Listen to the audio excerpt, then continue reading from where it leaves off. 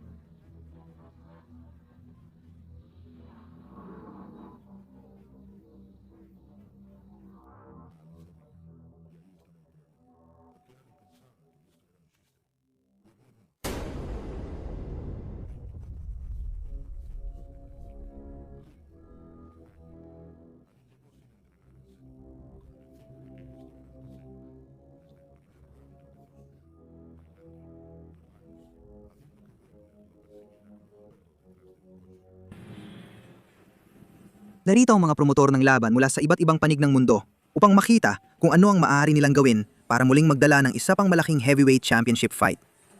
Pinag-uusapan nila ang posibilidad ng hunyo. Mga tao tulad ni Mickey Duff Duffin mula sa London.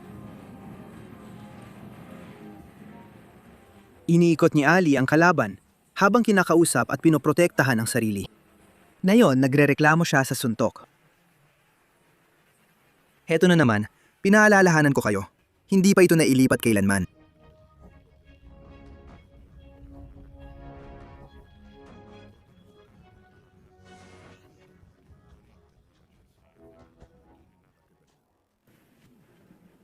Si Ali, umaatake gamit kaliwang kamay at sinusubukang magtrabaho. Unang suntok niya, sumablay sa balikat ni Chuck Wepner. Si Ali ang nakaputing shorts, si Wepner ay pula, puti at asul ang suot. Si Ali ay gumagamit ng kaliwang hook. Si Wepner sinusubok ang tamaan ng katawan niya bago sa ulo. Ngayon si Ali naman ang sumusuntok sa likod ng ulo ni Wepner.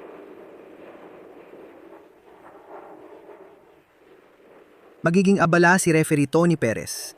Gumagamit si Ali ng ilang semi-counting na taktika at ngayon ay may matinding tapang na sa kanyang mga mata. Tinatangkang guluhin ni Ali ang isip ni Wepner. Yan ang ginagawa niya. Hindi pa naman siya tinamaan ni Wepner sa likod ng ulo, maliban sa mga suntok na sumablay at tinangkang tamaan siya sa muka. Gusto ni Ali na maglaban sila sa loob, kaya kinausap niya si referee Tony Perez.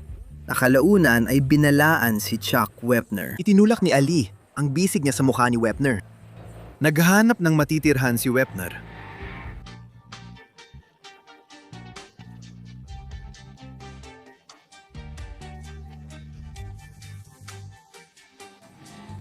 Kasama sina Red Fox at James Brown, nasa rin ang kampeon ng mundo, si Muhammad Ali, at ang hamonero, si Chuck Wepner. Nasa New Jersey sila. Tinatangkang tamaan ni Wepner ang mukha ni Ali at ihanda siya. Si Ali, Hindi pa rin bumibitaw ng kombinasyon o gumagalaw. Nakasandal sa lubid, gaya sa sair. Hinayaan niyang mapagod si George Foreman sa pagsuntok. Lumalaban na si Wepner. Tinatanggap niya ang malalakas na suntok ngayon. Gitna ng katawan, si Muhammad Ali. Ginagawa niya ito. Hinahayaan niyang suntukin siya ng sparring partners sa gitna ng katawan.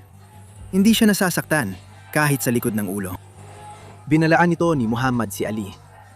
Sumigaw si Ali pabalik kay Perez. Magaling na referee si Perez at hindi siya matatakot kay Ali. Sanay na siya sa mga laban ng kampyonato.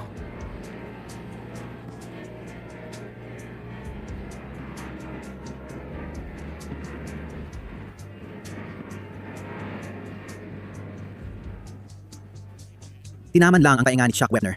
Salamat, Shock Whitman. Hawak ni Ali ang kamao malapit sa ulo para protektahan ang sarili. Mabagsik ang kanang suntok niya. Dumampi lang sa baba ni Wepner. Tinamaan siya ni Ali na malakas at mabilis ang kamay. Nawala na ng bilis sa pa si Ali na nakita natin paminsan-minsan sa dulo ng round. Tumama ang malakas na kanang suntok sa kaliwang pisingi ni Chuck Wepner.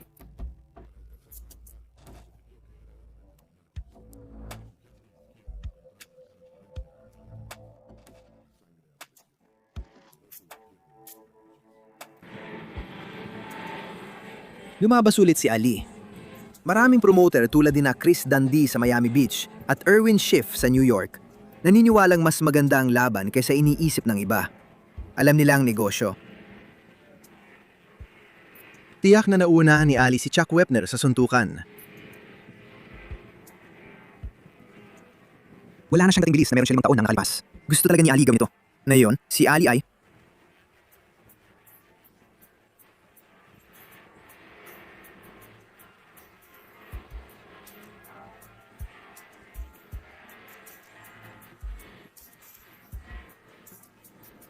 nagmumukhang nagkakamali si Wepner.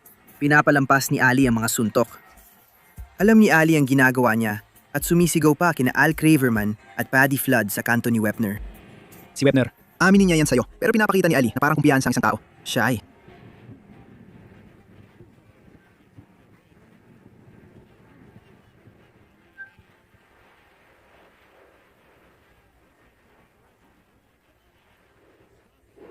Nabasa ko sa labi ni referee Tony Perez nang sabihin niyang, "Itigil mo na, Ali. Tigilan mo ang pagsuntok sa likod ng ulo niya." Hindi man lang natitinag si Wepner sa emosyon na ito. Mas magalaw si Ali. Mas marami siyang kakayahan. Numero 2. Malino na lamang siya sa round 3. Ito ay laban para sa Heavyweight Championship. Marami ang nagsasabing hindi.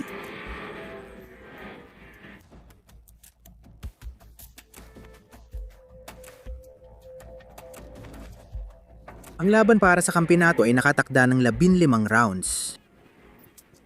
Mas malakas ang suntok ni Ali sa knockout. Humihingi pa si Wepner ng dagdag.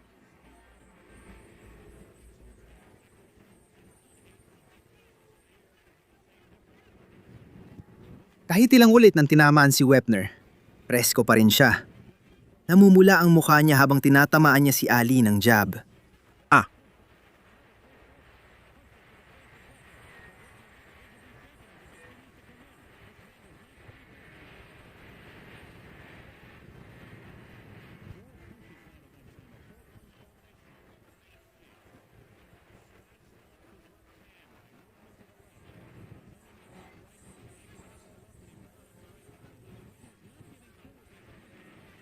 Ngayon, hinahatak na siya ni Ali kapag lumalapit si Wepner sa likuran niya. Zaire. Hinahayaan niya lumapit sa kanya ang dambuhalang may taas na 6 na talampakan, 5 pulgada at bigat na 225 libra. Pero napakagaling niya magtanggol sa sarili, kaya wala talagang pinsalang natatamo siya. Biglang binalaan ni Perez ang referee si Wepner sa pagpalo kay Ali sa likod. Maaring may ilang tao na napapaikot ni Ali dito, pero hindi niya napapaikot si Wepner. At tinalo niya ito gamit ang mabilis na kanang kamao.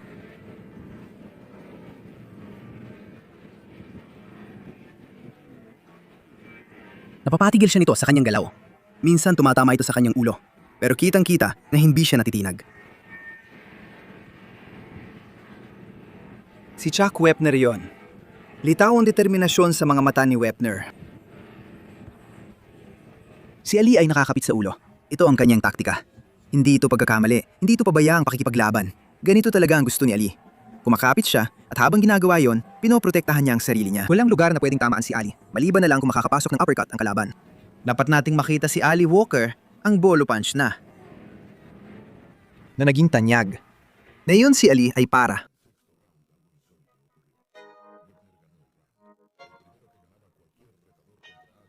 Round 6 na. Ang heavyweight champ na si Muhammad Ali ay tinuturuan ng leksyon sa boxing si Chuck Wepner mula round 5. Sa round 6 na tayo. Patuloy pa rin ang laban ni Wepner.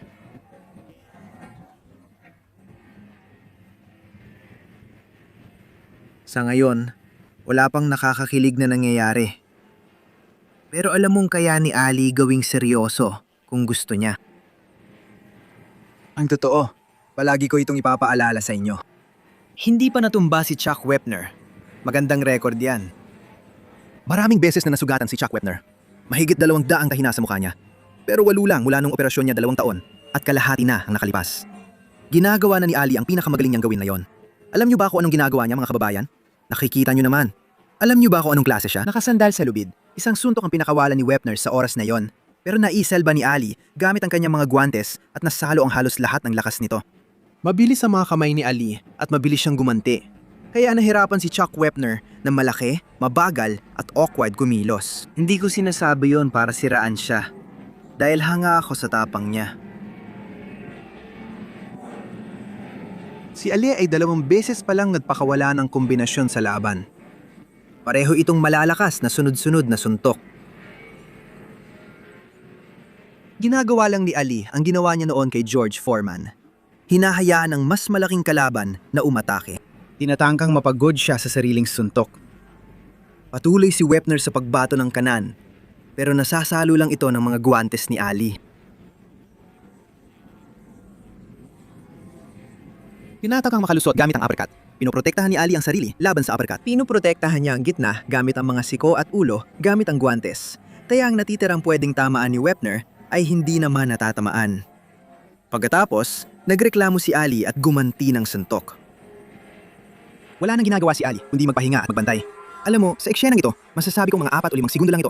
Siguro, 10 segundo. Biglang nagpakawala si Ali ng sunod-sunod na suntok. Dahil malapit na matapos ang round 6, kung kailan bumibilis siya. Sikat si Ali sa huling 30 segundo ng bawat round dahil doon siya kadalasang nananalo.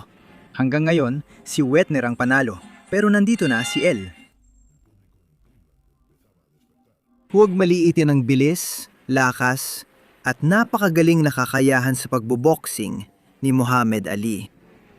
Si Ali ay sumasayaw ngayon dahil anong bata siya. Hindi na niya kayang 15 rounds, pero laban kay Wepner na mabagal. Kaya pa rin niyang gawin ito kahit kailan gusto niya. Manalaking paikot-ikot pa kaliwa.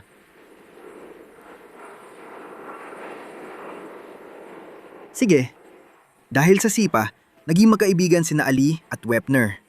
Alam ni Ali na siya na ang may kontrol ngayon.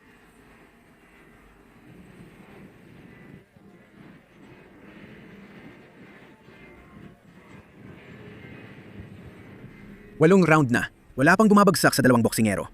Nasugatan si Wepner sa ika-7 round. Malalim ang sugat. Magagaling ang mga tao niya sa sulok. Kung mapananatili pa nilang sarado ito sa mga susunod na ilang round, malaking tanong yan ngayon. Gusto ni Wepner na makalapit kay Ali at Tony Perez. Sandali lang. Galing sa maagang jab, ayan na siya. Kumakapit si Ali.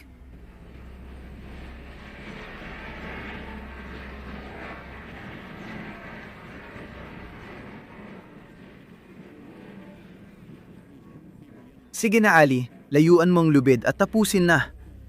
Ayaw ni Wepner na may magtapos ng laban na to kahit sa isip. May sugat sa may mata. Pero maganda ang ginawa nila dahil hindi lumaki ang sugat sa ika-8 round. Masaya si Red Fox sa nakikita niya rito. Maliban kung fan ka ni Muhammad Ali at gusto mo rin makita ito.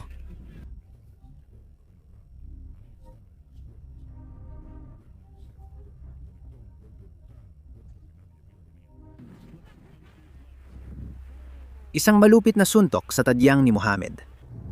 Salamat sa panonood.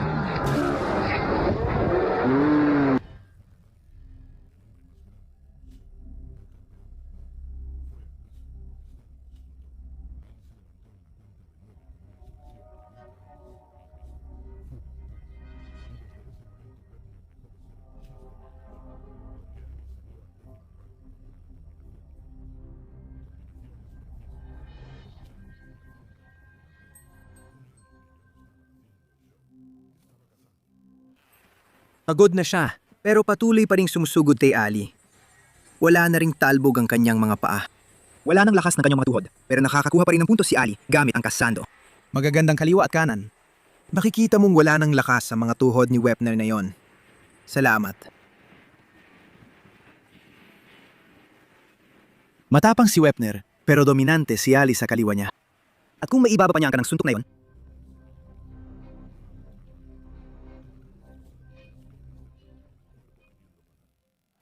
tumama sa lona na parehong paa ang nakaangat sa ikasyam, pero bumilis ang galaw ni Ali sa ikasampu. Napansin natin na namamaga ang kaliwang mata ni Wechner na parang malaking pasa. Gaya ng inaasahan ng marami, naabot sa higit 4 na rounds ang laban. Hindi inasahan na matutumba si Ali sa laban na ito. Inaasahan ng lahat na magkakahiwa si Wepner at may hiwa na nga siya. Sa championship, di mo masasabi ang resulta. Kontrolado ni Ali ang laban, nadulas lang siya kanina.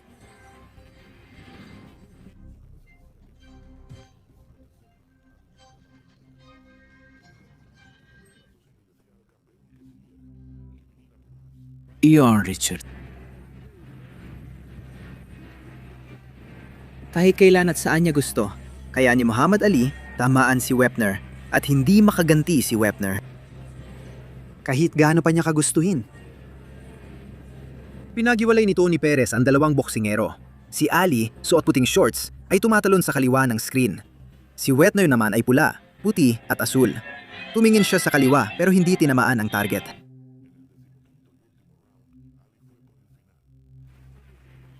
Mukhang alangan ni.